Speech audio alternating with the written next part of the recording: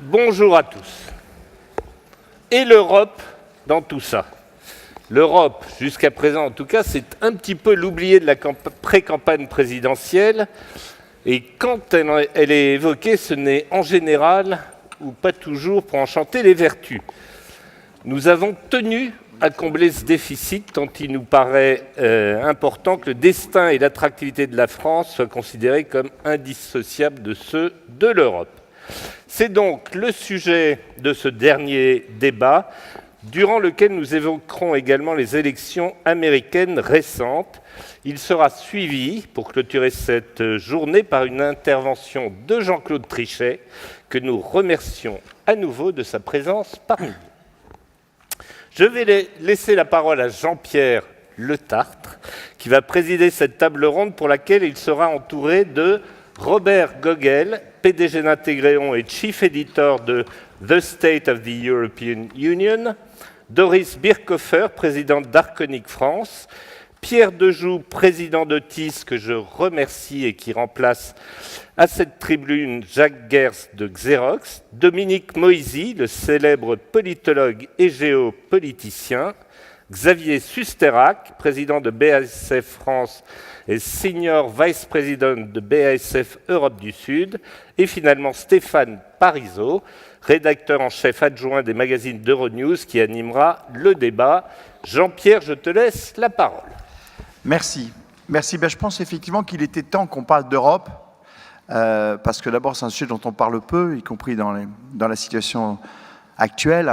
Et pourtant, l'Europe est clé. Et quand on parle d'attractivité de la France, il est difficile de ne pas la connecter avec l'attractivité du continent européen. Même si la France n'est pas considérée forcément comme l'enfant en bonne santé des pays européens. Vous avez pu voir encore, j'imagine, dans le Figaro d'aujourd'hui, une étude sur l'écart grandissant des performances entre la France et l'Allemagne.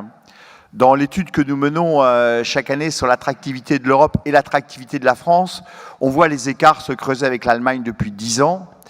Je rappelais que l'Allemagne avait 3 fois moins d'investissements étrangers il y a 10 ans qu'aujourd'hui, et la France a le même niveau d'investissement étranger aujourd'hui qu'il y a 10 ans. Donc on voit bien que les écarts se sont creusés, parce que, effectivement, dans une Europe attractive, la France doit jouer son rôle. Parce que l'Europe est une terre attractive. Le dernier baromètre EY montrait que sur la dernière année, la croissance des investissements étrangers en Europe était de 14%. Donc l'Europe est un continent attractif et il convient donc, dans un débat sur un des membres de l'Europe, d'en parler aussi aujourd'hui. C'est bien pour ça que nous avons décidé d'avoir cette table ronde. Elle sera animée par mes camarades à droite et notamment par Bob Gogel qui va commencer au début parce qu'effectivement il est chief editor des États de la France européenne et des États de l'Europe, excusez-moi, c'est une erreur, des États de l'Europe, et qui donc pourra donner son regard sur l'Europe. Mais comme annoncé, on va parler aussi, puisqu'il y a eu un événement important ces dernières semaines, des États-Unis avec l'interrogation, est-ce que les États-Unis vont se fermer? Quel est le niveau de protectionnisme et quelles conséquences sur l'Europe du choix de Donald Trump? Est-ce que la guerre économique va s'intensifier? Quelles conséquences aussi pour l'Europe et pour les pays européens de cette activité et de ce développement de la guerre économique. Pour ça, nous avons demandé à Dominique Moisy, qui est là et qui a accepté de venir nous en parler, nous faire l'éclairage des conséquences des élections américaines. Donc vous voyez, il y a beaucoup de sujets, on voit bien la connexion de notre pays avec l'Europe et le reste du monde.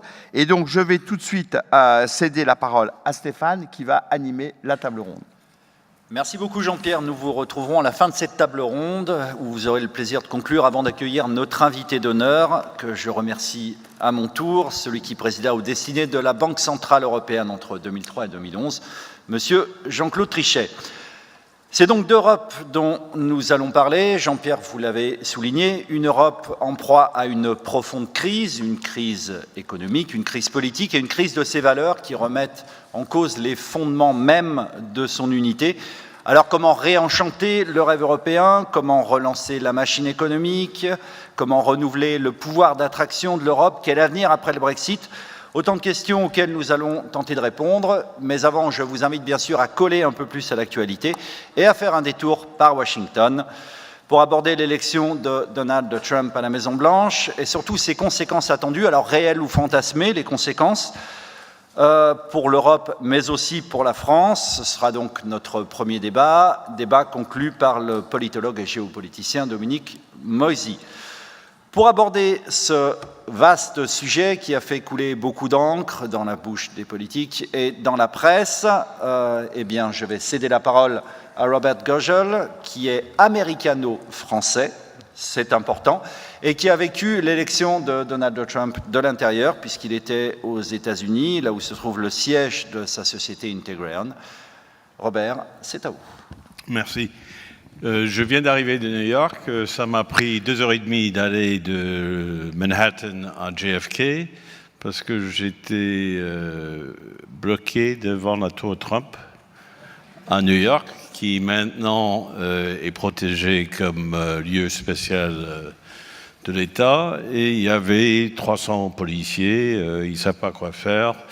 Et donc peut-être ça peut influencer un peu mes remarques. Restez objectif. Je vais rester objectif. C'était 2h30 de Roissy jusqu'ici aussi. Donc. Et tous les paraphes étaient en panne. La réaction de la plupart de mes collègues dans le monde d'affaires, j'étais étonné de voir le nombre exécutifs dans les grandes sociétés qui avaient à peu près la même réaction que moi, c'est qu'il faut attendre. Parce que déjà, entre le discours politique et le discours qui est arrivé juste après les élections, il y a déjà un grand écart. Et je suis plutôt optimiste. Je ne sens pas du tout qu'il sera capable, étant donné la façon du système politique et gouvernemental qui existe aux États-Unis, ça m'étonne qu'il va y avoir autant de changements qu'il avait annoncé pendant la campagne électorale. Par exemple, déjà, c'est plus un mur entre les États-Unis et le Mexique, c'est une petite barrière. Mais c'est un grand discours, parce qu'en fait, déjà, sur les 1000 miles qui fait la frontière entre le Mexique et les États-Unis, déjà, il y a 700 miles déjà faits avec barrière, déjà fait avec les autres administrations. Donc, la seule conclusion, c'est que moi j'ai, suite aux élections, c'est qu'il y a 60 millions de personnes aux États-Unis qui sont fâchées contre le système politique actuel, contre l'établissement. C'est exactement ce qu'on avait vu avec Brexit en Angleterre. L'anglais moyen, il ne comprend rien du tout sur le Brexit, sur l'Union européenne, rien du tout. Mais c'est des électeurs qui sont fâchés. Et lui, c'était un bon politique. Il a bien su se connecter avec les 60 millions. Bien sûr, il y a 60 millions qui sont horrifiés avec ces annonces qui étaient complètement odieuses. Mais quand même, il était élu. Donc, je dirais, tout le monde était étonné de voir la bourse qui a monté. C'est étonnant, mais ça veut dire que soit c'était déjà pris en compte par les marchés, et donc les gens disent ça va pas être si pire que ça. Donc moi je reste optimiste. Il y aura des petits changements, mais n'oubliez pas aussi qu'il est élu pour 4 ans. Et il y a beaucoup de choses qui peuvent se passer entre déjà maintenant et le mois de janvier, et je pense qu'il faut arrêter de dire comment ça va être dégueulasse. Il faut voir comment ça peut marcher. Et je pense que pour l'Europe et pour la France, c'est une occasion unique de rétablir une relation. Lui, pour le moment, il est anti-France, au moins ce qu'il avait annoncé. Donc c'est une occasion de faire des approches directes avec lui. Donc moi, je ne suis pas si sceptique que ça. Je reste optimiste. Parfait. Nous avons 3 des 4 intervenants dont les sociétés mères se trouvent sur le sol américain, Pierre de Joux et Otis, Arconic et Doris Birkhofer. Et puis, bien sûr, Bob Gogel et Integron. Quel est votre sentiment, Pierre, par exemple? Comment vous avez vécu cette accession de Donald Trump à la Maison-Blanche? Je l'ai vécu assez particulièrement parce que j'étais à Bruxelles le matin. On a rencontré notamment l'ambassadeur des États-Unis à l'Union européenne. Donc, bien sûr qu'il avait été nommé par l'administration Obama et donc il était sous le choc. Hein. Et une fois qu'il avait partagé toute son émotion, il nous a dit des paroles très profondes, donc j'aimerais les partager avec vous, et ça rejoint les propos de Bob. Hein. Ne paniquez pas, don't panic. Hein. Les fondamentaux de la démocratie américaine sont très très fortes, et vous savez certainement que le pouvoir est installé pour que le président soit quelque part contrôlé, je veux dire, qu'il n'y ait pas d'abus et qu'il ne puisse pas se transformer en dictateur. Hein. Regardez les nominations de l'équipe au mois de janvier. Hein. Et puis surtout, il nous a dit très gentiment, vous savez, entre la campagne, les discours et les actes, il peut y avoir un écart important. Alors à titre personnel, j'aimerais rajouter que Trump est quand même un deal maker, donc il aime négocier, donc il faut quand même s'attendre à de nombreuses négociations. Hein. Notre compagnie est quand même concernée par le libre-échange, voilà, parce qu'on croit au libre-échange. Hein. Et je pense qu'il est important que les patrons de société soient impliqués dans les débats hein, et s'assurent que dans les débats de libre-échange, on puisse avoir des conclusions qui soient ouvertes hein, et qu'il n'y ait pas des fermetures. Doris, est-ce que vous voulez réagir? Bon, nous avions anticipé un certain changement du paysage politique, un peu quel que soit le résultat de l'élection, bien évidemment plus prononcé avec M. Trump qu'avec Mme Clinton. Mais maintenant que la campagne, qui d'ailleurs était longue, fatigante, humiliante, est heureusement finie, on peut se concentrer sur l'étude de propositions politiques spécifiques développées par l'administration entrante et après, bien sûr, sur l'impact sur nous et sur nos clients.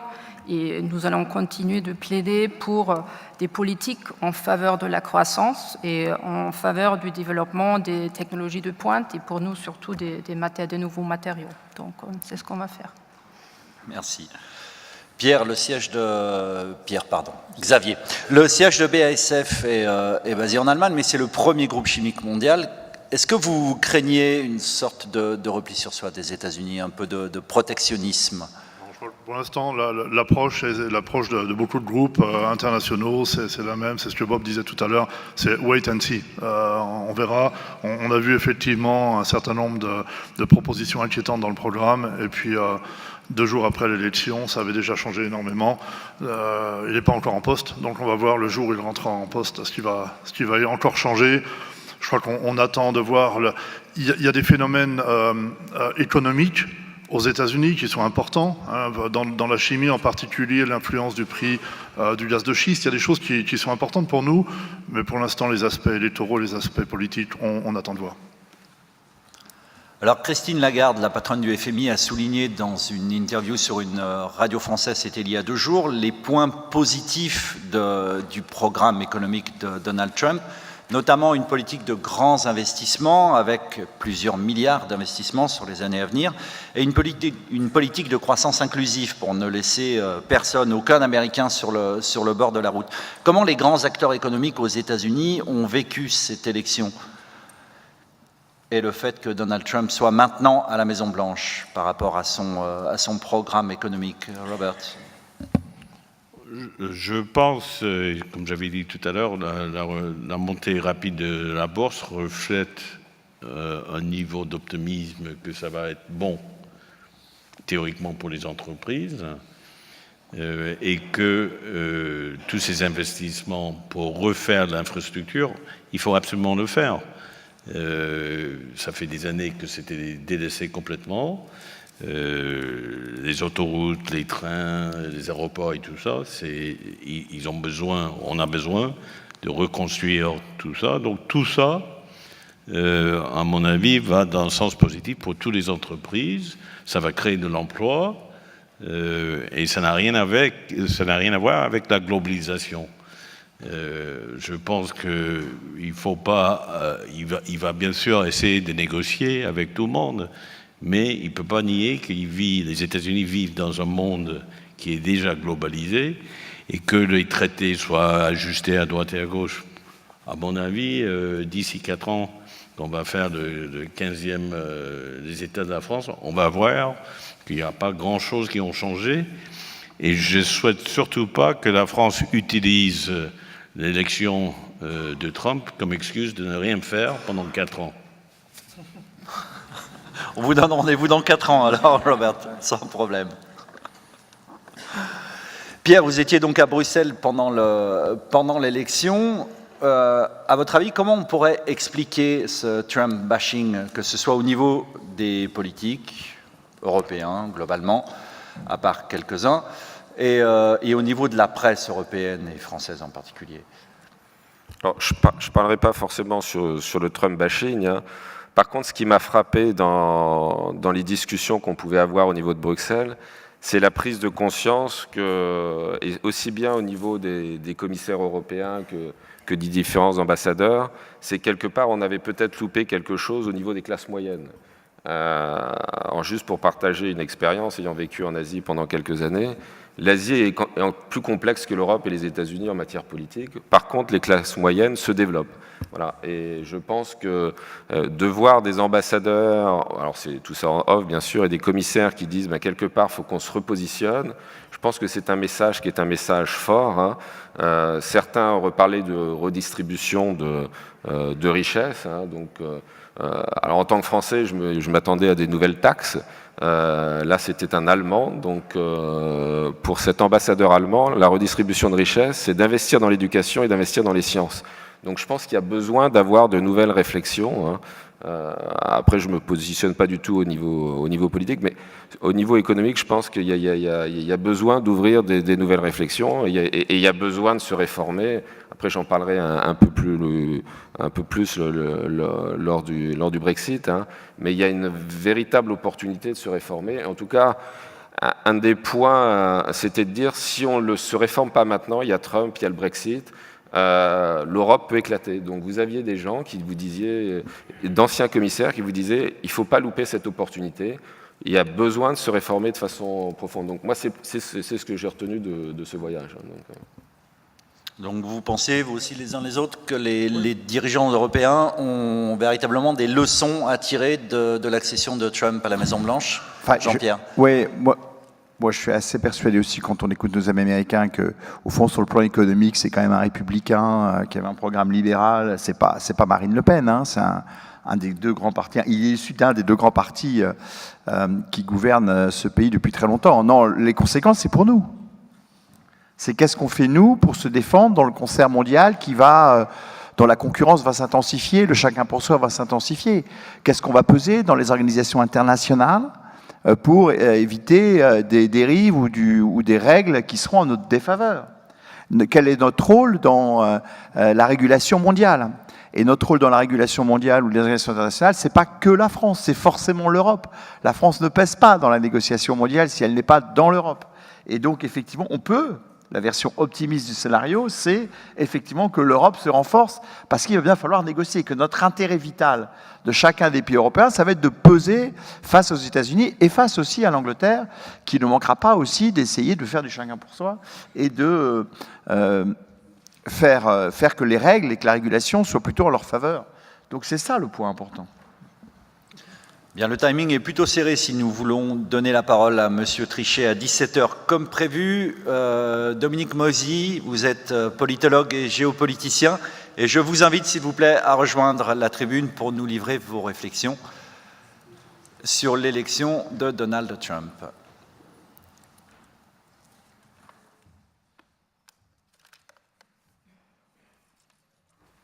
Allez-y, merci Dominique. Bien. Faut-il être optimiste?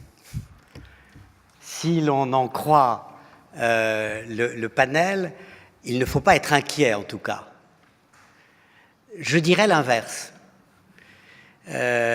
Comme géopoliticien, je dirais ne pas être inquiet de l'élection de Donald Trump, c'est ne pas comprendre ce qui s'est passé. Pour la première fois depuis 70 ans et plus, l'Amérique va être dirigée par un homme dont la stature morale, dont le dévouement pour la démocratie, dont le soft power est visiblement d'un niveau complètement différent. Je sens bien qu'il y a spontanément une analogie qui est faite entre Ronald Reagan, 1980, et Donald Trump, 2016. Or, les hommes sont profondément différents et le contexte international est profondément différent. Depuis le 9 novembre 2016, l'Occident n'est plus dirigé par un champion de la démocratie incontestable. Si à Pékin, à Moscou, à Ankara, on s'est réjoui, c'est qu'on a eu le sentiment qu'on était dans le vrai de l'histoire, et que le vrai de l'histoire, c'était les régimes autoritaires, et ce n'étaient plus les démocraties malades. Pour Poutine, l'élection de Trump, c'est la preuve de ce qu'il pense profondément depuis longtemps, que l'Occident est en plein déclin. Alors, qu'est-ce que ça signifie pour l'Europe ? D'abord, nous sommes en première ligne. Nous sommes en première ligne face à un monde beaucoup plus dangereux. Première ligne sur un plan sécuritaire, mais première ligne aussi sur un plan politique. Qu'a dit la presse américaine au lendemain de l'élection de Donald Trump ? Maintenant, le seul pilier de stabilité, c'est l'Allemagne de Angela Merkel. La prochaine victime du populisme, c'est la France. Et il y a dans l'esprit de beaucoup d'Américains, dans l'esprit de beaucoup d'Européens, l'idée qu'après le Brexit, après Donald Trump, nous verrons Marine Le Pen au pouvoir en France. De manière un peu moins dramatique, il y aura probablement un président autrichien qui sera issu d'un parti d'extrême droite. De manière un peu plus dramatique, le 4 décembre prochain, on verra les Italiens dire non au référendum de Renzi, ce qui pourrait ouvrir la porte à l'arrivée au pouvoir en Italie en avril prochain de Beppe Grillo et des populistes à nouveau. Alors, une crise, c'est une opportunité. Cette opportunité pour nous, c'est de dire, eh bien, nous pouvons changer notre philosophie des choses, tant au niveau économique qu'au niveau géopolitique.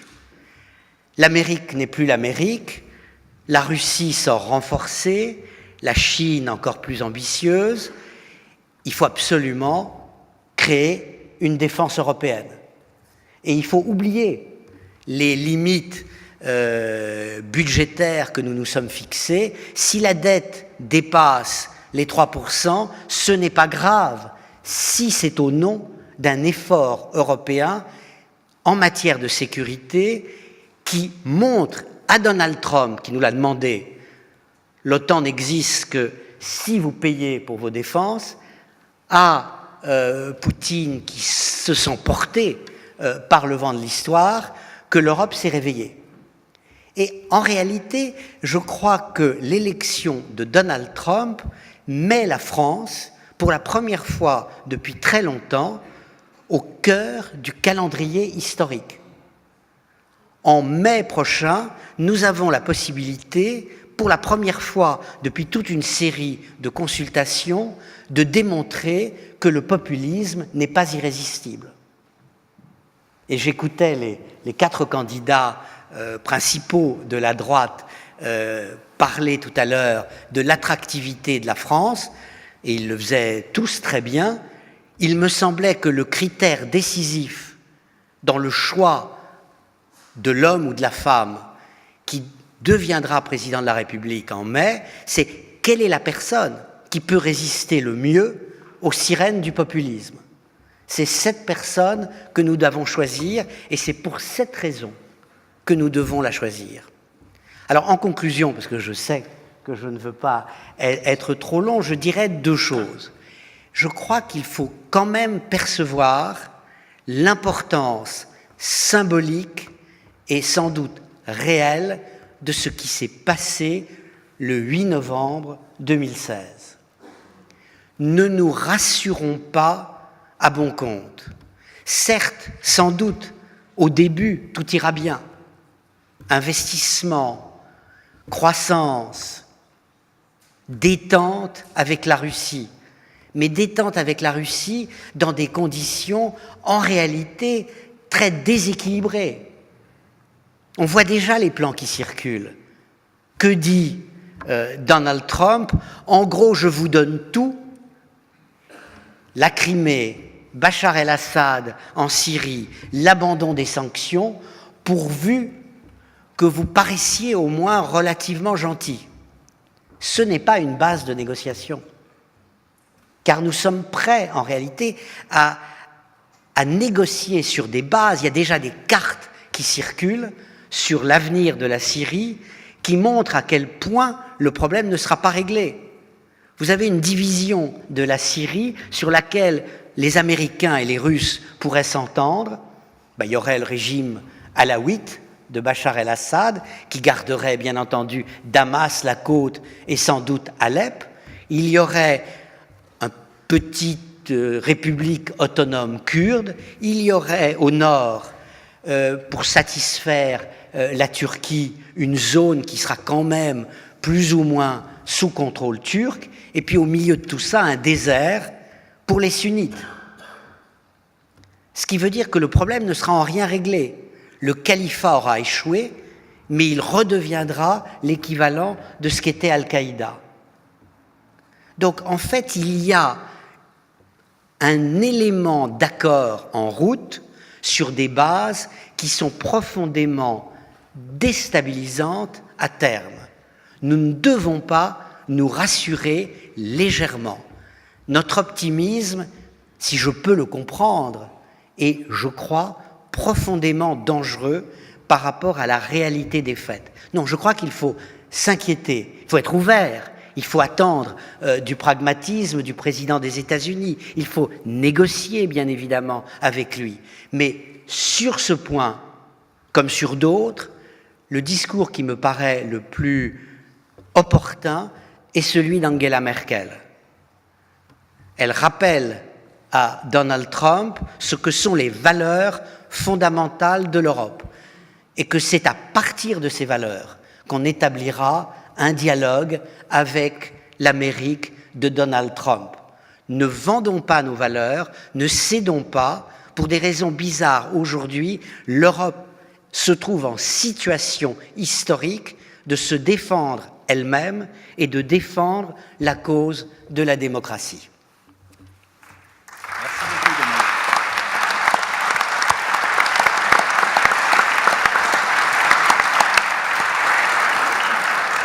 Merci beaucoup Dominique Moisy, je retiendrai vos mots. L'échéance électorale de mai prochain donne à la France une occasion unique de prouver que le populisme n'est pas irréversible. Puissent les candidats à l'élection présidentielle vous entendre. Avant le choc de l'élection de Donald Trump, l'Europe a connu un autre choc qui a ébranlé ses fondations. Souvenez-vous, nous sommes au matin du 24 juin, les résultats viennent de tomber, les électeurs britanniques ont fait le choix de quitter l'Union européenne. C'est l'heure du Brexit qui sonne. Alors, quelles conséquences à court et moyen terme? Quel impact économique pour l'Europe? Quel impact sur son attractivité? Beaucoup d'entre vous ici ont des liens très privilégiés, très intimes avec la Grande-Bretagne. Il est encore trop tôt pour répondre à ces questions. Plusieurs scénarios sont possibles. On ne sait pas si le gouvernement britannique va faire le choix de la rapidité dans le processus de départ de l'Union européenne ou s'il va faire le choix de faire traîner les choses. Pour en parler et pour aborder ces différents scénarios, Pierre Dejoux d'Otis, c'est à vous. Merci. Donc, je vous propose de faire une synthèse à court terme, à moyen terme du Brexit, de partager aussi le point de vue d'United Technologies. Je vous dirai aussi un peu plus sur ce que j'ai retenu là, du voyage à Bruxelles. Alors, à court terme, si on écoute nos amis anglais, tout va très bien.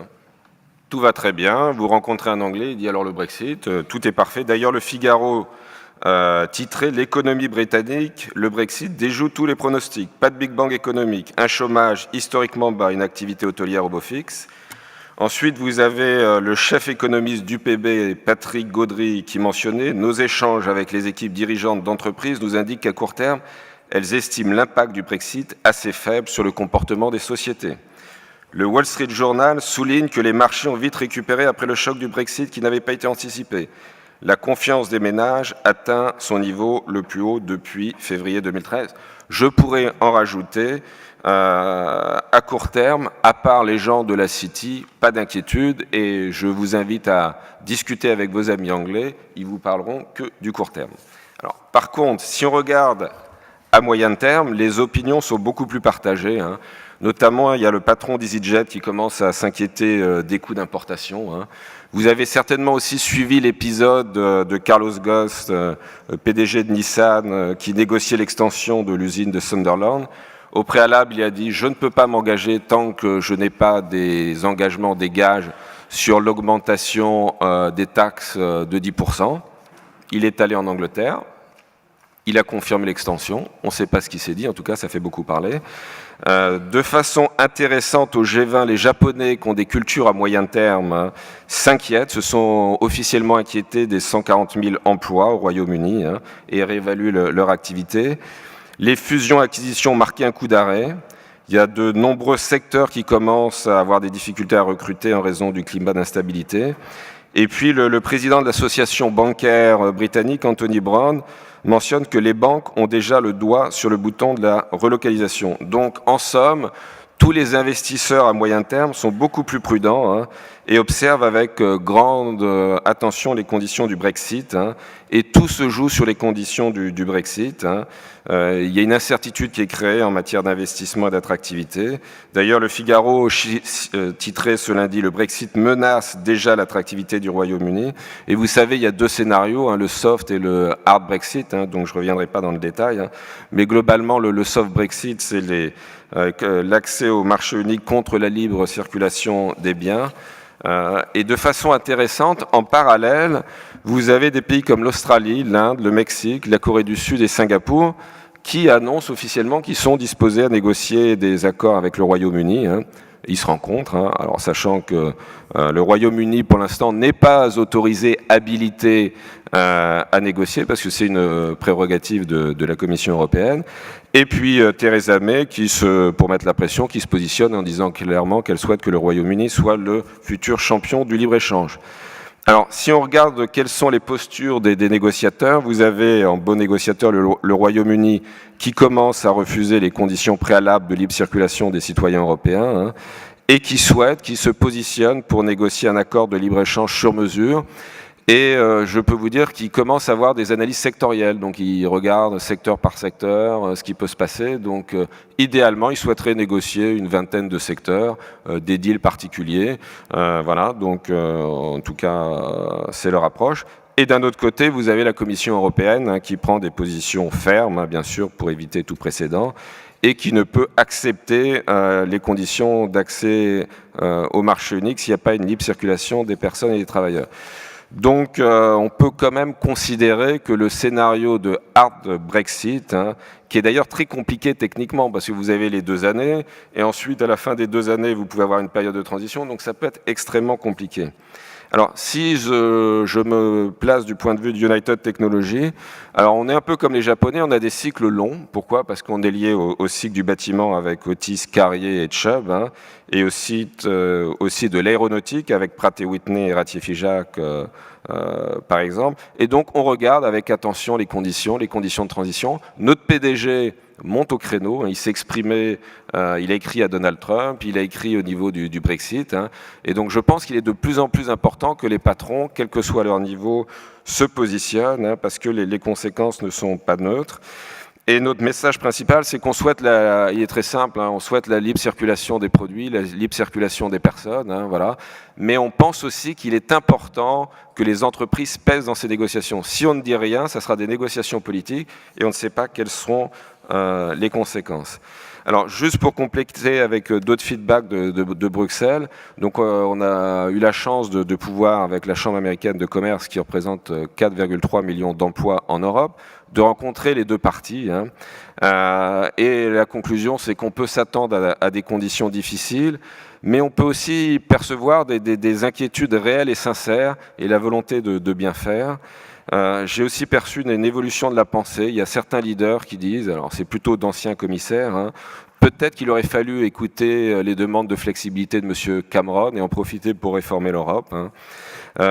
Et notamment, j'ai beaucoup apprécié, il y a des leaders allemands qui disent faudra certainement changer de discours, un peu moins technocratique, être plus orienté vers l'action, donc s'occuper des classes moyennes aussi pour contrer le populisme, et puis peut-être redéfinir les priorités européennes par rapport aux priorités nationales, hein, et avec la nécessité d'avoir une vision stratégique, en mentionnant que nos leaders politiques souvent se positionnent plus au niveau tactique, hein, que stratégique. Donc il y a une véritable nécessité de réfléchir et je pense une opportunité de repenser l'Europe. Donc je vous ai cité un exemple, hein, de redistribution au niveau de l'Allemagne. J'aimerais citer un autre exemple, hein, au niveau de l'action. Vous avez le vice-premier ministre belge. Il dit écoutez, nous on souhaite avoir des actions visibles. Hein.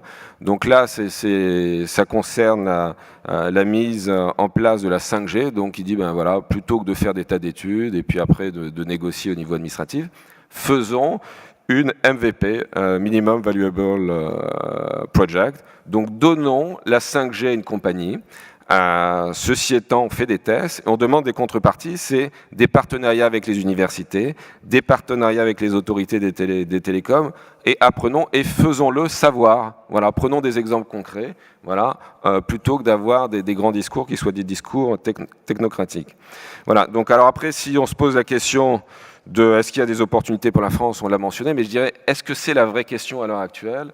Il y a sur des opportunités, sur la localisation des sièges sociaux, certainement des réalocalisations industrielles, mais est-ce que c'est la vraie question ? En tout cas, moi, je vous invite, le message, c'est de dire, les patrons que nous sommes, quel que soit le niveau, je pense qu'on a une mission de s'engager beaucoup plus dans les débats, notamment dans les débats économiques. Si on ne dit rien sur le libre-échange, je ne sais pas quelles sont les conséquences. En tout cas, on a une possibilité de pouvoir peser sur les négociations pour faire en sorte qu'il y ait un accord qui soit rapide. Le scénario idéal, c'est un accord rapide entre les parties, au moins sur les principaux points. Hein. Je pense qu'il faut faire passer le message, parce que si le Brexit dure dans la pratique 4-6 ans, vous avez des patrons, hein, ils étaient à côté de moi, j'arrête d'investir déjà en Angleterre. Hein, et puis après, la vision de mon patron mondial vis-à-vis de l'Europe est affectée. Donc je pense que nous avons cette mission-là en tant que patron industriel. Merci beaucoup Pierre. Donc l'incertitude est le pire repoussoir pour les investisseurs. On l'a vu lors des débats aujourd'hui.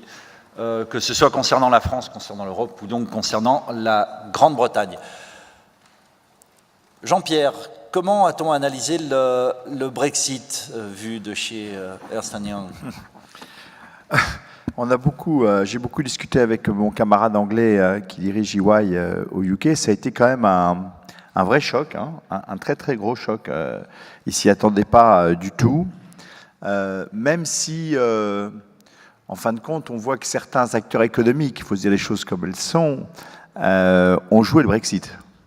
Il ne faut pas croire que le Brexit n'a été qu'un mouvement populiste. Il a été aussi une partie des acteurs économiques ont été pro-Brexit, notamment, d'ailleurs, ils auraient pour sortir d'une régulation européenne qu'ils trouvaient quelquefois trop tatillonne pour le développement de leur business. À titre d'exemple, la fiscalisation ou la transparence sur les carried interest dans les fonds de private equity, c'était pas forcément ce que les fonds anglais voulaient vraiment avoir comme régulation sur la transparence financière. Je dis ça, je fais une petite parenthèse pour montrer que les choses sont pas toujours aussi black or white, comme on dit. Donc c'est ça. Maintenant, aujourd'hui, c'est vrai que le sentiment, c'est qu'il n'y a pas énormément de conséquences. Ceci dit, il y a quand même une inquiétude assez forte sur le moyen terme. Sur les conséquences que cela peut avoir. Et là encore, j'ajouterai un autre élément, ça peut aussi amener nos amis anglais à prendre des attitudes extrêmement forte vis-à-vis d'une compétition avec le reste du continent. Et donc, si effectivement le Brexit les amène à prendre, parce que la situation aux États-Unis a des dispositions extrêmement favorables à leurs entreprises, contraires à des règles de concurrence loyales, ça aura des conséquences pour nous aussi. Donc, il faut rester extrêmement vigilant. Une dernière question pour Xavier Susterach de BASF. Comment on a vécu d'Allemagne chez BASF la décision des électeurs britanniques ? Je crois que c'était un choc comme tout le monde. Effectivement, ce que disait Bob tout à l'heure, le point, c'est l'incertitude. Et donc, on sait que les investissements vont être arrêtés. Je crois que c'est le cas pour tout le monde, y compris pour nous. Donc, pour l'instant, on regarde ce qui se passe, là aussi. Je crois que les projections moyen terme, c'est presque du court terme. On avait quand même des projections initialement de croissance en Angleterre l'année prochaine de 1,7%, ce qui est presque un record en Europe. On se rapproche aujourd'hui du zéro, on parle de 0,1, 0,2% pour l'année prochaine. Donc là, c'est quand même relativement dramatique. On est implanté, nous aussi, sur place en Angleterre avec des usines, avec du business. Donc on regarde ça de façon relativement inquiète. Nous sommes inquiets. Merci beaucoup, Xavier. Et outre-Atlantique, pour les maisons mères américaines, comment est-ce qu'on a vécu ça, Doris ? C'était un choc comme pour tout le monde. Bon, nous avons des implantations importantes dans l'Union européenne et au Royaume-Uni et actuellement on profite de ce cadre réglementaire commun qui nous a permis de mettre en place des chaînes d'approvisionnement solides, intégrées à travers nos différents sites et avec nos clients. Et on espère que les négociations qui vont avoir place, qu'ils vont maintenir ces avantages, parce que sinon ça va être très très compliqué. Merci. Bob, est-ce que du point de vue américain, on craint une réaction en chaîne qui provoquerait à terme l'implosion de l'Europe avec des départs successifs de différents pays? On a entendu parler du Grexit, du Frexit maintenant. La réaction américaine à ça a été, au niveau des maisons mères, on a dit déjà que la Grande-Bretagne n'était jamais vraiment dedans. Donc ça ne change pas grand-chose. Ils n'ont jamais adopté l'euro. Et que le message, on m'a vu par mes pairs dans les autres entreprises, c'est une occasion unique maintenant pour l'Europe, au moins pour les 27 pays, de faire la réforme rapidement. Parce que c'est ça le message. Et donc le problème n'était pas l'Angleterre vis-à-vis l'Union, c'est l'Union elle-même qui a besoin, et le débat est vraiment est-ce que les pays et les pouvoirs nationaux sont prêts à jouer ensemble, qui n'était pas le cas. Le problème n'était pas Bruxelles, le problème est dans les 27 pays, et Bruxelles était un bouc émissaire pour tout le monde. Je pense que la réaction américaine est beaucoup plus réaliste que la réaction des journalistes et surtout ici en Europe. Le problème doit être réglé au niveau national. Et après, ça serait réglé au niveau de l'Union. Je ne sais plus qui a dit, les Britanniques sont de merveilleux magiciens, ils ont réussi à sortir sans jamais être entrés. Nous allons refermer ce volet Brexit, car le temps file, il y a beaucoup à en dire, mais si on veut clore cette table ronde dans les temps, nous allons passer maintenant au rêve européen. L'Europe est en crise, tout le monde le sait et tout le monde dresse le même constat. Et il serait peut-être temps, si justement on veut éviter la montée des populismes que l'on voit dans malheureusement de nombreux pays, la Pologne, l'Autriche, l'Allemagne, l'Italie, la France, les Pays-Bas. Si l'on veut éviter la montée de ce populisme, il faudrait peut-être réenchanter le rêve européen. Eh bien, comment faire, Xavier Susterach, s'il vous plaît? Quelles sont vos préconisations pour réenchanter ce rêve européen et relancer cette idée d'Europe? Stéphane, d'abord, je crois que c'est peut-être une petite transition avec les deux sujets précédents. On a parlé des États-Unis, on a parlé du Brexit. Je pense qu'il y a une question qui ne se pose pas aujourd'hui aux États-Unis, c'est s'il y aura une sortie du New Jersey ou de la Pennsylvanie des États-Unis. La question ne se pose pas, bien entendu, puisque ce sont les États-Unis. En Europe, on se pose ce genre de questions parce que nous n'avons pas d'États-Unis d'Europe. Donc je commence avec une introduction relativement hard, si je puis dire. Et je crois qu'il est grand temps de discuter avec nous, tous nos amis de Bruxelles et de Strasbourg, et de savoir comment positionner l'Europe pour l'avenir, où est-ce qu'on va, sans parler encore d'Europe fédérale. Mais je pense qu'il est grand temps d'en parler sérieusement. Alors, peut-être une petite anecdote pour démarrer, parce que je suis moi-même un Européen convaincu. Je suis revenu en France il y a 2 ans, après 20 ans à l'étranger, surtout en Allemagne. Ma femme est allemande. Et quand mon fils de 5 ans me dit « Papa, c'est où la France? C'est quoi la France ?» Je lui dis « Voilà, c'est un grand pays, c'est formidable. » Ma femme lui dit « Non, c'est l'Allemagne qui est un grand pays, qui est formidable. » Et l'autre jour, il m'a apporté la map monde, il m'a dit « C'est où la France ?» Je lui ai montré « C'est le petit hexagone là qui est en haut à gauche. » J'ai vu sa mine déconfite, il m'a dit « Mais c'est pas très très grand. » Je dis « Oui, bon, c'est 1% de la population mondiale, on fait ce qu'on peut. » Et j'ai vu qu'il était un petit peu déçu. Je dis « Bon, l'Allemagne, c'est adopté, mais c'est encore plus petit en surface. » Donc, j'ai commencé à lui parler de l'Europe. Je dis « Regarde, tu vois, ça c'est l'Europe. On va en Italie ou en Espagne en vacances, tu vois, tout ça c'est l'Europe. C'est des régions de l'Europe. » Et il a trouvé ça formidable. Alors ça, je crois que c'est un petit peu la petite anecdote qui dit tout. Il est grand temps de parler de ce genre de choses. Alors, dans une multinationale comme BASF, comment est-ce qu'on parle de l'Europe? Comment est-ce qu'on voit l'Europe?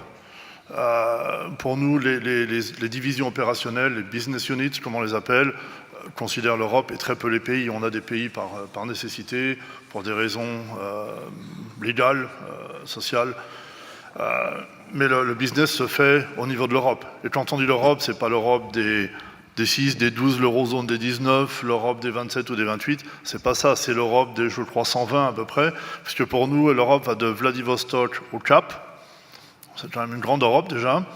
Ce qu'on a fait, grosso modo, on a considéré l'Amérique ou les Amériques, certains business, on sépare le sud du nord, l'Asie, et tout ce qui est entre les deux, ça s'appelle l'Europe. Donc ça va effectivement de la Russie à l'Afrique du Sud.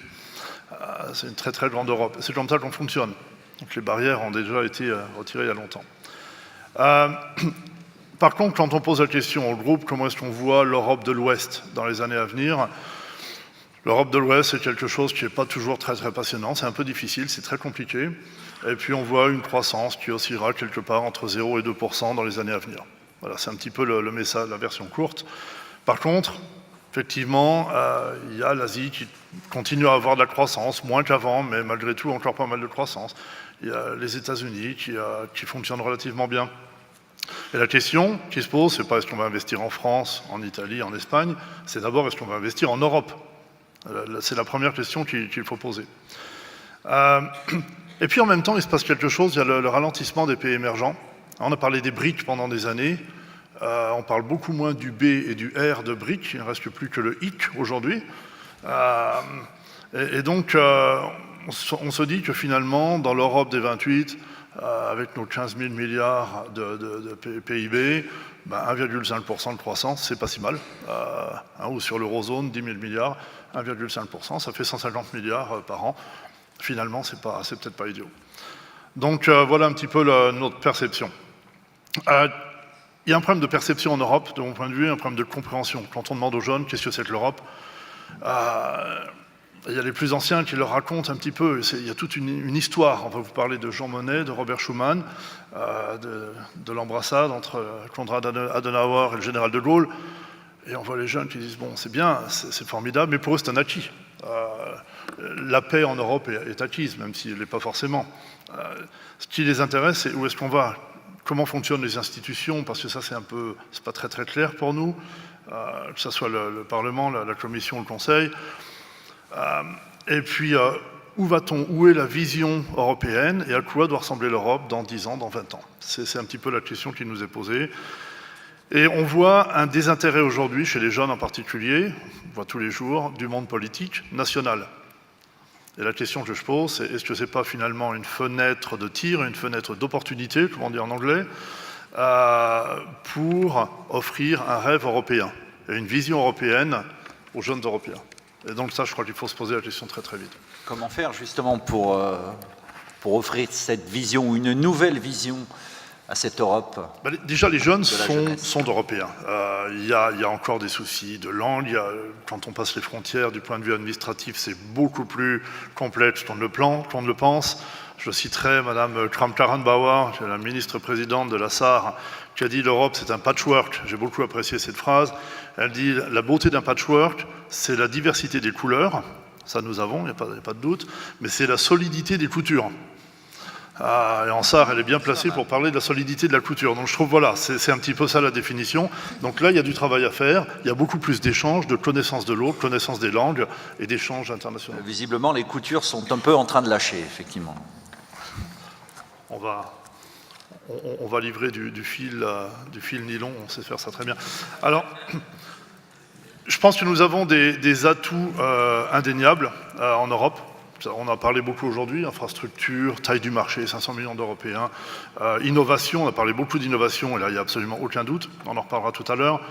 Une stabilité économique, une stabilité politique, malgré tout, par rapport à d'autres régions du monde. Et puis, en Europe, j'ai noté 5000 nouvelles implantations qui ont créé 217 000 emplois, soit 17%, le chiffre a été cité aujourd'hui, 17% de plus que l'année précédente. C'est vrai que le pétrole n'est pas cher, l'argent non plus, donc on ne doit pas être surpris de ces chiffres, mais c'est formidable. L'innovation comme moteur de croissance, on a beaucoup parlé, la France est en tête de peloton, la French Tech fonctionne, on a des atouts absolument considérables. Maintenant, il va falloir les utiliser de façon très, très pragmatique. Et ce qu'il va falloir regarder, je crois, en Europe, c'est, comme toujours, comme dans l'entreprise, il y a toujours le risque de changer et le risque de ne pas changer. On a toujours tendance à regarder le risque de changer les choses. On ne passe pas assez de temps sur le risque de ne pas changer. Je pense que le risque de ne pas changer aujourd'hui est absolument considérable. Ça a été cité aujourd'hui, on a parlé de FPE, on a parlé de Cinque Stelle, on a parlé de Podemos, etc. Et effectivement, le risque est là. Je crois que c'est Christophe Barbier tout à l'heure qui disait que les Européens recherchent le protectionnisme. J'ai un petit peu un doute. Moi, je pense qu'il y a beaucoup d'Européens qui recherchent des repères, qui sont en manque de repères, manque de vision surtout, d'une vision européenne. Et je crois qu'en fait, c'est très simple. Il faut leur offrir une vision européenne d'avenir, leur dire voilà à quoi on peut ressembler, et voilà comment on peut se positionner par rapport à des États-Unis d'Amérique, par rapport à l'Asie dans les années à venir. Merci beaucoup, Xavier, pour ces réflexions sur le réenchantement du rêve européen. Alors, le temps file, nous allons essayer d'être concis. Comment renouveler le rêve européen et comment améliorer l'attractivité de l'Europe? Voici le thème sur lequel nous allons maintenant réfléchir. Quels sont surtout les atouts de cette Europe dont vous avez parlé en filigrane dans vos discussions durant toute la journée, en la citant parfois directement, parfois indirectement. Vous avez beaucoup parlé de France, mais l'Europe était toujours là, quelque part. Vraiment, vraiment pas loin, ce qui prouve, si cela était encore nécessaire, que la France ne peut exister, du moins économiquement, contrairement à ce que prônent certaines et certains. La France ne peut exister sans cette Europe. Alors comment améliorer l'attractivité de l'Europe? Et en améliorant cette attractivité européenne, il est certain que la France en bénéficierait. Doris, vous avez donc réfléchi aux atouts de cette Europe. Bon, déjà, merci beaucoup. Je suis très heureuse d'avoir été invitée de parler de l'Europe devant vous, parce que l'Europe, c'est quelque chose que je vis tous les jours, en fait. Comme vous pouvez très probablement l'entendre, je ne suis pas née en France, je suis d'origine allemande, donc à côté de Heiko Kari, je suis, je pense, la deuxième allemande qui préside une société étrangère en France, mais je ne préside pas une société allemande, je préside une société américaine qui elle-même est présente dans 10 pays européens. Je suis personnellement depuis 8 ans en France, et mes 2 enfants sont nés ici et les 2 possèdent 2 passeports européens. Donc pour moi, l'Europe est une réalité quotidienne. Qui est archonique? Beaucoup de personnes m'ont posé cette question et ce n'est pas étonnant que vous ne connaissez pas le nom de cette société parce qu'on a changé notre nom il y a 2 semaines. Donc nous, en fait, nous sommes issus de la scission de la société américaine Alcoa, qui est un leader américain en production d'aluminium et qui existe depuis presque 130 ans. Nous avons 42 collaborateurs dans le monde. En Europe, nous avons 10 000 collaborateurs dans 10 pays différents avec une 50aine de sites. Nous sommes équipementiers pour des secteurs industriels clés en Europe. tels que l'industrie aéronautique, mais également la défense, l'automobile, le transport terrestre ou le bâtiment, pour lesquels nous proposons des produits, des solutions à base de métaux légers, tels que les superalliages ou du titane. Pour l'aéronautique, juste pour vous donner un exemple, nous sommes aujourd'hui capables de fabriquer 90% des pièces d'un moteur d'avion, comme les aubages, ou encore de fournir les milliers de fixations que l'on trouve sur un avion, comme celles qui permettent par exemple de fixer le moteur à l'aile. Donc on est bien d'accord qu'il s'agit de pièces assez importantes, même vitales. Donc c'est pour servir au mieux nos clients, dont il y a plusieurs champions en Europe que vous connaissez tous, que notre présence sur le continent est aussi importante. Et avec ces implantations en Europe, nous garantissons la proximité de nos clients, tant géographique que d'ailleurs aussi culturelle. Et cela nous permet d'optimiser la chaîne de valeur et la livraison de nos produits que je viens de mentionner dans la discussion autour du Brexit. Donc en vue de tout cela, quels sont pour nous les atouts, mais également les axes prioritaires qui pourraient rendre l'Europe et par ce moyen la France encore plus attractive. Les atouts, je pense que Xavier les a tous mentionnés. C'est en fait le fait qu'il s'agit d'un des plus grands marchés mondiaux, la facilité des échanges, la qualité des infrastructures, la main-d'œuvre hautement qualifiée, une relative stabilité politique.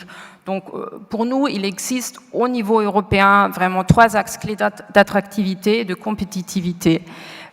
Pour nous, c'est la formation et l'insertion des jeunes, c'est l'innovation et c'est la modernisation de l'outil industriel. Tout d'abord, les enjeux de la formation et de l'insertion des jeunes. L'industrie aéronautique, par exemple, elle est composée de métiers très, très diversifiés à fortes compétences techniques. En ce qui nous concerne, en tant qu'équipementier au milieu de la chaîne de valeur, avec des métiers tout aussi techniques, mais parfois plus industriels, nous faisons face au défi d'attirer les jeunes et de les former. Et c'est un défi paradoxal quand on sait que pourtant que le chômage des jeunes est très très élevé, presque 20% en moyenne en Europe et en France même plus élevé. Donc, nous avons en effet besoin de collaborateurs qui disposent d'un côté d'une formation technique solide dans les métiers industriels traditionnels et de l'autre côté aussi d'une capacité d'adaptation aux évolutions des méthodes de production qui sont rendues possibles par l'automatisation et la digitalisation.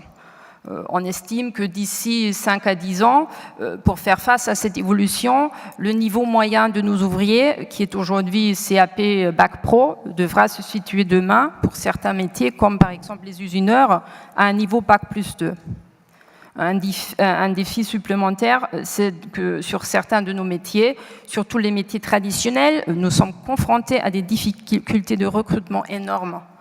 Il y a un déséquilibre entre les formations existantes et les besoins de nos usines en région.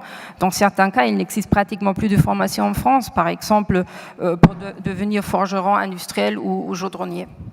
Donc c'est pourquoi la formation professionnelle avec des programmes au niveau local sont importants pour compenser ces défis. Et vous arrivez à recruter en Allemagne, par exemple, ou aux Pays-Bas, ou dans d'autres pays européens qui ont fait le choix de l'apprentissage, plutôt qu'un choix de mettre au centre de leur système éducatif l'apprentissage, qui n'est pas le cas en France, par exemple. Le problème est moins prononcé en Allemagne qu'en France. On a aussi, heureusement, le chômage en Allemagne est le plus bas en Europe, donc c'est une situation très favorable pour le pays, mais on trouve des gens, mais aussi là, il faut lutter pour les talents. Parce que souvent les jeunes préfèrent de travailler pour les sociétés qui ont une très forte notoriété et ils se sentent aussi attirés par des métiers autour de la digitalisation et des métiers qui ressortent de la nouvelle économie. Donc il faut s'efforcer, mais le fait qu'il y ait l'apprentissage, par exemple, qui est très très reconnu en Allemagne, nous aide énormément. Bon, en France, mais on se débrouille en France, donc on est engagé dans beaucoup de programmes au niveau local. Je vous cite juste un. Il y a un programme qui s'appelle Usinap, qui est un partenariat entre l'UIMM, c'est l'Union des industries et métiers de la métallurgie, avec notre site de Saint-Côme-en-Véret et d'autres sociétés dans la Sarthe. Et ce programme, qui est soutenu par la Fondation Arconic, permet d'assurer la promotion des métiers de l'usinage, pour valoriser, pour faire connaître ces métiers auprès des jeunes et des demandeurs d'emploi. Donc il y a plein de petits programmes que nous poursuivons au niveau local pour compenser ces défis. Bon, nous pensons que pour l'Europe en général, il faut continuer à valoriser les métiers industriels et techniques. Il faut que le système d'apprentissage soit approfondi et renforcé partout en Europe. Il faut davantage intéresser aussi les jeunes filles aux métiers techniques parce que pour nous, c'est un potentiel énorme qui est actuellement pas exploité. Et au-delà de ça, et c'est un sujet qui nous concerne spécifiquement, il faut que les écoles de métallurgie sont aussi relancées, étant donné le rôle clé des métaux et des poudres de métaux pour l'industrie du futur, telle que l'impression en 3D que M. Juppé a aussi mentionné dans son discours. Il y a un autre sujet, c'est par rapport au chômage des jeunes et de leur insertion dans le monde de l'entreprise. J'étais ce lundi à l'ambassade américaine à Paris pour nous engager dans un programme qui s'appelle Jobs for All, révélant tous nos talents. Et cette initiative a pour ambition de mettre en relation les jeunes diplômés qui sont issus de la diversité ou des quartiers populaires avec des entreprises américaines implantées en France, mais aussi des grandes sociétés françaises, de leur proposer des centaines de stages et des postes en CDD et CDI. Et ce programme, pour moi, il est prometteur parce qu'il est très, très pragmatique. Il y a très, très peu de formalisme et il engage les entreprises, mais aussi les différents acteurs publics français et américains à travailler ensemble pour réussir ensemble. Donc, j'invite tout le monde à s'y engager également parce que ce sont le genre de programme dont nous avons besoin au niveau européen pour traiter le sujet de la formation et de l'emploi des jeunes. Et on n'a plus beaucoup de temps, donc je vais être très court sur les deux autres axes, ce qui sont l'innovation. On a déjà beaucoup parlé. Pour nous, c'est un sujet primordial. Nous avons notre plus grand centre de recherche sur les matières et multimatériaux aux États-Unis, mais on fait aussi beaucoup de recherche et de développement ici en Europe et dans nos différents pays. Et c'est quelque chose qu'il faut continuer à renforcer. Et tous les dispositifs qui existent autour de ça devraient être maintenus. Et quelque chose que la France a, tel que le crédit impôt recherche, est à mon avis un mécanisme qu'il faudrait déployer partout en Europe. Je vais vous arrêter, Doris. Merci beaucoup. Donc, formation et innovation. Robert, je vous passe la parole. Vous êtes le Chief Editor de The State of the European Union et vous avez quelques recommandations également pour améliorer l'attractivité de l'Europe.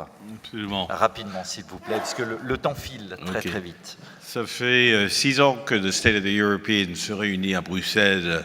C'est à peu près l'équivalent de cette conférence, mais au niveau européen, pour discuter et débattre comment augmenter l'attractivité de l'Europe.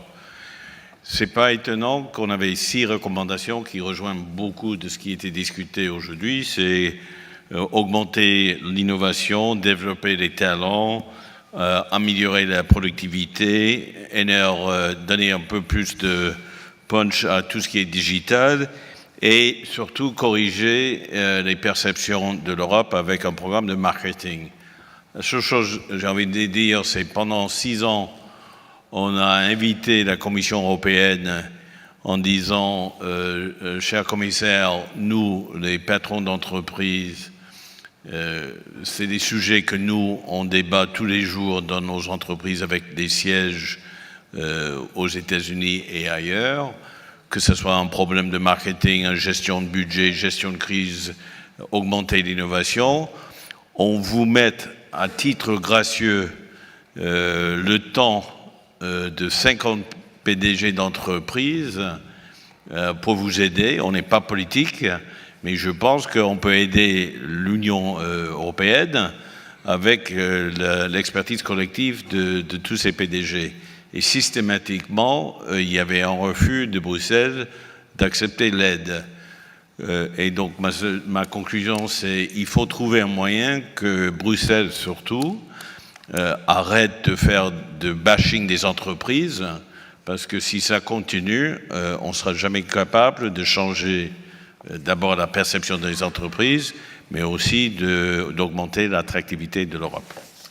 Merci Robert. Xavier, vous voulez ajouter quelques mots sur le défi numérique, sur l'attraction des talents, comment garder nos talents européens chez nous en Europe et comment en attirer d'autres?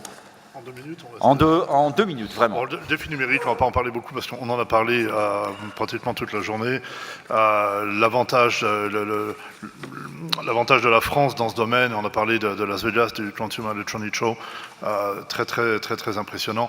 Donc on sait ce que la France peut apporter dans ce domaine. Ce qui est important, la grande question qui se pose, je parlais tout à l'heure d'un rêve européen, on entend dire que la digitalisation va peut-être remplacer les emplois peu qualifiés par des robots et les emplois qualifiés par des algorithmes.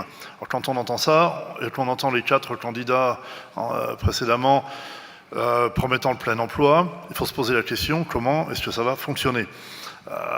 Alors ça ne sera pas les mêmes emplois, il va falloir peut-être par les apprentis avoir des métiers manuels.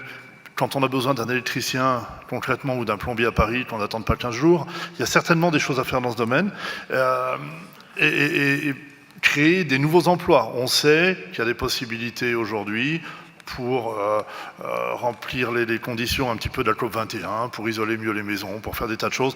Utiliser les gens. Bon, je m'arrête là-dessus sur le défi numérique. L'attraction des talents, est-ce qu'il s'agit d'attirer les talents en Europe ou en France, quel est le sujet? Je crois que ça a été débattu également aujourd'hui. Les faire venir, c'est très bien. Après, ce qui est plus difficile, c'est de les garder. Et ce qui a été cité aujourd'hui, je crois que c'est Bruno Erhardt qui a parlé d'un prix Nobel, qui est Jean-Pierre Sauvage, à Strasbourg. J'étais avec lui hier.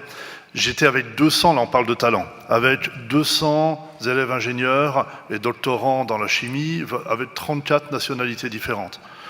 Et qui disait l'écosystème d'innovation en France est tellement formidable, on est très heureux d'être ici. On fait nos études et voilà, on a 3 prix Nobel à Strasbourg, Jean-Marie Lehn qui est dans le bureau d'à côté, Jean-Pierre Sauvage, Carmousse, c'est formidable. Par contre, qu'est-ce qu'on fait après? Et certains d'entre eux repartent en Allemagne, d'autres vont partir ailleurs. Et donc ça, c'est la grande question qui se pose. Attirer les talents, mais surtout les garder. Voilà. Merci beaucoup Xavier. Nous devions céder le micro pour cette grande conclusion à Monsieur Trichet à 17h. Il est 17h02. Je pense que nous avons plutôt rempli notre contrat. Jean-Pierre, je vous cède la parole pour accueillir notre invité d'honneur qui va clore cette journée d'échange et de débat ici au sein des États de la France.